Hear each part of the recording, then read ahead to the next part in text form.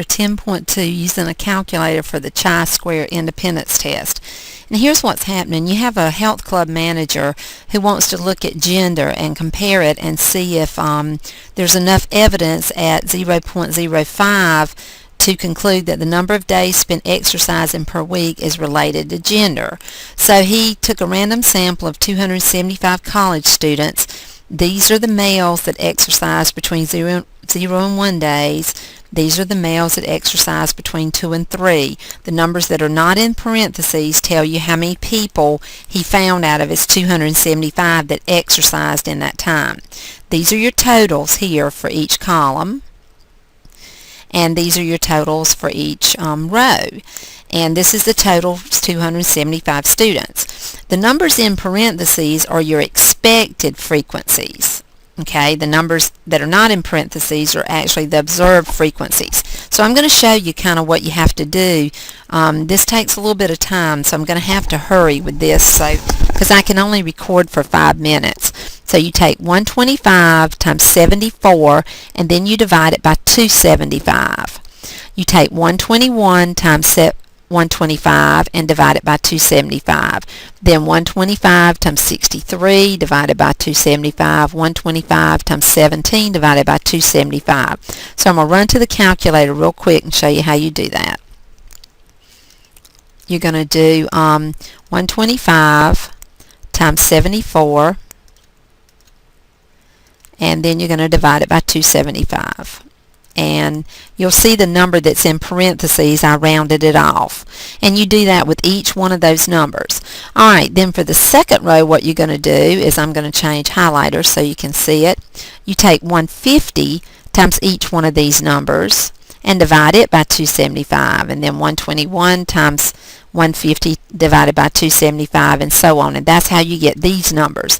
These two numbers actually came out to whole numbers. That's why it's like that.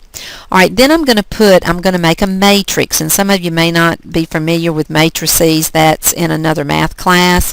But what you do here is this. You put these numbers that are not in parentheses, these 8 numbers in matrix A. You put the 8 numbers that are in parentheses in matrix B. So I'm going to show you how to do that with the calculator. So you're going to go second, and this is matrix, and I'm going to go over to edit, and you'll see that this is 2 rows, 4 columns, so it's a 2 by 4. You just press enter to get this to move. So there's my 40, there's my 53, 26, and it moves over, and there's the 6, and then when you hit enter it comes back to the beginning. So that's matrix A. Now I'm going to do matrix B. Go over to edit, move down to B at this time, press enter, and it's a 2 by 4, and you can see here that I have my numbers that were mine are not as rounded off because I put those in before I rounded them. Alright, so now what we're going to do is we're going to go to stat. As my matrices are in, I'm going to go over to test, and I'm going down to C.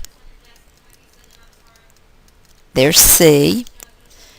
And I'm going to press enter because the observed is in matrix A, the expected is in matrix B, and I'm going to calculate. Now I need my degrees of freedom, and I need this x squared here, 3.493 so-and-so, and P, this is what P is. So what I'm going to do now is I'm going to go to the table, and I'm going to look at my degrees of freedom, and this is the chi-square table that's in the back of your book, table 6. Here's my degrees of freedom. My alpha is 0.05, and so I need 7.815. So I go back and I look at this, and 7.815, anything greater than that is my rejection region. So here's your test statistic. It's 3.493, and it's not in this rejection region. It's not on this side, so you should fail to reject the null hypothesis.